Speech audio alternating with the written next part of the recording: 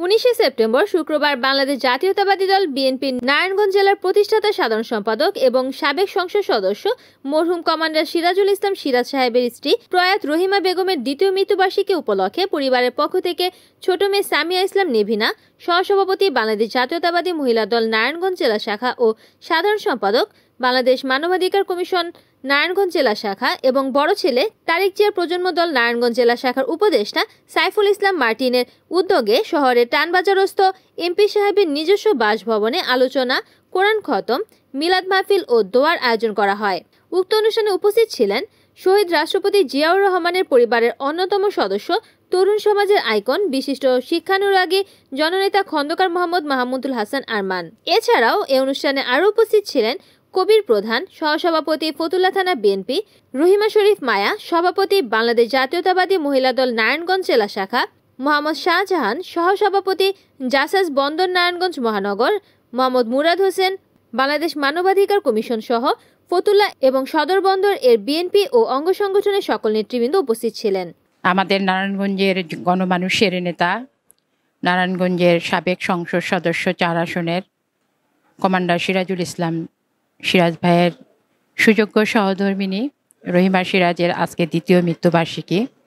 এই দ্বিতীয় মৃত্যুবার্ষিকীতে নারায়ণগঞ্জ জেলা মহিলা দলের পক্ষ থেকে আমি তার আত্মার শান্তি কামনা করছি। আল্লাহ পাক যেন তাকে জান্নাতুল ফেরদৌস নসিব করেন। আসলে সিরাজ ভাই যেমন একজন আদর্শ এবং সততা নিয়ে রাজনীতি করেছেন, তার ভিতরে যেমন আদর্শ এবং সততা ছিল, মানুষের প্রতি ভালোবাসা ছিল, তার সুযোগ্য সহধর্মিণী রহিমা বেগমের ভিতরেও আমি ঠিক সেই সততা এবং আদর্শ এবং মানুষের প্রতি তার যে ভালোবাসা ছিল সেটা দেখেছি। তিনি আজকে আমাদের মাঝে নেই, কিন্তু তার যে স্মৃতিগুলো সেগুলো আমাদের ভিতরে আসলে উজ্জ্বল হয়ে ফুটে ওঠে। তার রুহের মাগফিরাত কামনা করছি। আল্লাহ পাক যেন তাকে জান্নাতের সর্বোচ্চ মাকামে আসীন করে এবং তার পরিবারের আসলে প্রতিটি বছরই একটি মানুষের যখন মৃত্যুবার্ষিকী ঘুরে আসে তখন তার পরিবারের ভিতরে যে শোকের একটা নেমে আসে, আমি চাই তার পরিবার যেন এই শোককে সইবার মতো শক্তি আল্লাহ পাক তাদেরকে দান করেন। আমার মা রহিমা বেগম, ওনার দ্বিতীয় মৃত্যুবার্ষিকী। উনি বীর মুক্তিযোদ্ধা কমান্ডার সিরাজুল ইসলাম সিরাজ সাহেবের সহধর্মিণী ছিলেন। খুব অমায়িক মানুষ ছিলেন। আমি আপনাদের কাছে তার জন্য দোয়া চাচ্ছি, তার আত্মার শান্তির জন্য, মাগফিরাতের জন্য। এখন হয়তো নেই, আমার মা নেই, কিন্তু আমি প্রতিটা মুহূর্তেই তাকে অনুধাবন করি। আমি আপনাদেরকে আগেও বলেছি, গত বছরে আমি এই অনুষ্ঠানটা করেছিলাম এজন্য করি কারণ আজকাল আমি অনেক আলেম ওলামাদেরও বলতে শুনি যে বউ আগে না মা আগে। মায়ের সাথে এই দুনিয়ার কারো তুলনা হয় না। বলাই আছে মায়ের পায়ের নিচে সন্তানের বেহেশত, সেখানে মায়ের সাথে কারো তুলনা হয় না। মায়ের পরে হচ্ছে বাবা, তারপরে দুনিয়ার সমস্ত রিলেশন।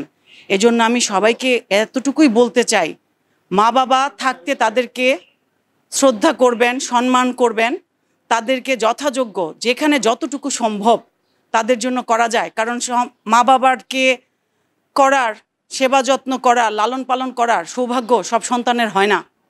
যেই সন্তানের এই সৌভাগ্যটা হয় মা বাবাকে লালন পালন করার, দেখাশোনা করার, তাদের জন্য কিছু করতে পারার, সেই সন্তানরা আসলে সৌভাগ্যবান।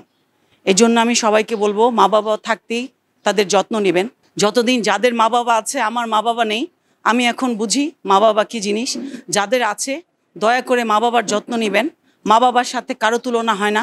এই সম্পর্কটা জন্মান্তরের সম্পর্ক। এখন হয়তো আমরা বুঝি না, অনেকে হারালেও বুঝে না, কিন্তু বুঝতে হয় যার মাধ্যমে এই দুনিয়াতে আসা। আল্লাহ মাধ্যম ছাড়া কোনো কিছুই করেন না। যেহেতু একটা মাধ্যমে আমরা দুনিয়াতে আসি, সেই মাধ্যমটার প্রতি সম্মান, শ্রদ্ধা এবং যথাযথ দায়িত্ব আপনাকে পালন করতে হবে। আদারওয়াইজ জন্মান্তরের যে সমস্যাটা আছে এটার মধ্যে কিন্তু আমরা পড়ে যাই। এই জন্য আমরা যারা সন্তান আছি, আমরা মনটাকে বড় করি, বাবা মার জন্য আমাদের মনটাকে বড় করি, আর বাবা মাকে বাবা মার জায়গাতেই রাখি, সেখানে অন্য কারোর সাথে তুলনা না করি। কারণ একটা বাবা মায়ের এই সন্তান দুঃসময়ের জন্য, সুসময়ের জন্য, দুঃসময়ে যখন একটা মা বাবা সন্তানকে কাছে পায় না, সেই কষ্টটা বলে বোঝানোর মতো না। প্রত্যেকটা সন্তান যেন মা বাবাকে মূল্যায়ন করে, মা বাবা থাকতেই যেন তাদেরকে সেবা যত্ন করে, তাদের দেখাশোনা করে। আমি এই আহ্বানটাই আপনাদেরকে জানাচ্ছি। এই বাসার থেকে সিরাজুল ইসলাম সিরাজ মামার এই বাড়ি থেকেই আমাদের জাগ দলেরও আগে হানা ভোটের সময় এখান থেকে আমরা প্রস্তুতি নেওয়া সব ক্যান্ডে যাই। আর আজকে এই বাড়িতে যার জন্য আসতাম আমরা সিরাজ মামা এবং তার ওয়াইফ এবং তার ওয়াইফে আজকে সিরাজ মামাকে এরকম পার্টিসিপেট করাতে সে এমপি পর্যন্ত পৌঁছতে পারছে। এবং আমরা এই হিসাবে কর্মী হিসাবে যাতনা করতাম সিরাজ মামার ওয়াইফকে খাওয়া দাওয়ার ব্যাপারে এর ব্যাপারে, তখন সে কোনো দিন মনে করতো না, এটা ত্যাক্ত মনে করতো না। আর সিরাজ মামার জীবনে উঠোনের একটা রাস্তাই ছিল সিরাজ মামার ওয়াইফ তাকে পার্টিসিপেট করাতে সে এতটুকু পর্যন্ত পৌঁছতে পারছিল। শহীদ জিয়া পরিবারের একজন সদস্য হিসেবে আমি অত্যন্ত গর্বিত এবং বর্তমানে আমি বন্দর থানা নারায়ণগঞ্জ মহানগরের অন্তর্ভুক্ত জাসাস কমিটির সহসভাপতি হিসেবে কাজ করছি। পাশাপাশি বাংলাদেশ মানবাধিকার কমিশন নারায়ণগঞ্জ জেলা শাখার সভাপতির দায়িত্ব পালন করছি। আমরা বিএনপি করি, কেউ ছাত্রদল, কেউ যুবদল, মহিলা দল, অঙ্গ সংগঠন, মূল দল, সবাইকে ঐক্যের ডাক দিয়ে আমাদেরকে একসাথে একযোগে কাজ করতে হবে। আমাদের তত্ত্বাবধায়ক সরকারের যেই আমাদের বর্তমান অন্তর্বর্তীকালীন সরকারের প্রধান উপদেষ্টা ডক্টর মোহাম্মদ ইউনূস আমাদেরকে ঘোষণা করেছেন আগামী বছরের ফেব্রুয়ারি মাসে নির্বাচনের ঘোষণা দিয়েছেন। সেই নির্বাচনের জন্য আমাদেরকে তারেক রহমান সাহেব ফিল্ডে কাজ করার জন্য প্রস্তুতি নিতে বলেছেন।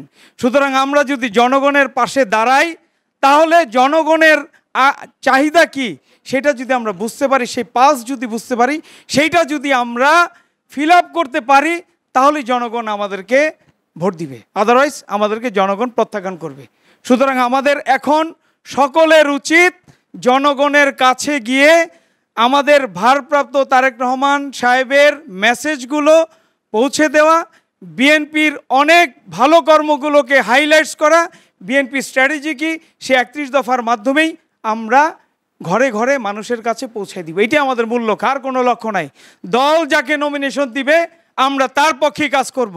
আমরা কোনো ভাইয়ের রাজনীতি করি না, কোনো দলবাজি করি না, কোনো স্ট্যান্ডবাজি করি না।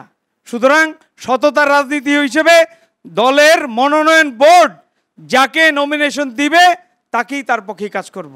আমার শ্বশুর কমান্ডার সিরাজুল ইসলাম সিরাজ সাহেব অত্যন্ত সৎ মানুষ ছিলেন এবং ওনার সম্পর্কে কারো কোনো দলমত নির্বিশেষে কারো কোনো অভিযোগ নাই, ওনার নামে কোনো লাল কালির দাগ নাই।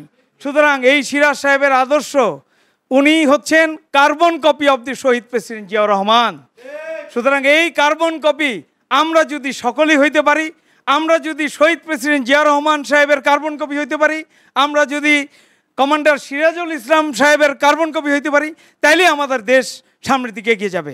তাহলে আমাদের তারেক রহমানের স্বপ্ন, আমাদের শহীদ জিয়ার স্বপ্ন বাস্তবায়িত হবে। সুতরাং ইনশাল্লাহ আমরা এগুলো মেনে সামনের দিকে এগিয়ে চলব। আর আমরা সবার কাছে দোয়া চেয়েছি। আজকে মিলাদের আয়োজন করা হয়েছে আমার শাশুড়ি রহিমা বেগম, ওনার দ্বিতীয় মৃত্যুবার্ষিকী উপলক্ষে এই মিলাদ মাহফিলের আয়োজন করা হয়েছে। এখানে বিএনপির দলীয় অনেক নেতা কর্মী, গুণগ্রাহী বা সিরাজ সাহেবের ফলোয়ার যারা আছেন সবাইকে ইনভাইট করেছি, সবাই এসেছেন। আমরা আপনাদের কাছে আন্তরিকভাবে কৃতজ্ঞ, আপনারা কষ্ট করে এসেছেন। এবং আমার শ্বশুর এবং শাশুড়ি এবং আমার মাও মারা গেছেন, আমার মার জন্য দোয়া করবেন, পৃথিবীর সকল মুসলিম আত্মার জন্য দোয়া করবেন, আমি দোয়া চাই। এই রিপোর্ট করেছেন সুমন ইসলাম, NN টিভি, নারায়ণগঞ্জ।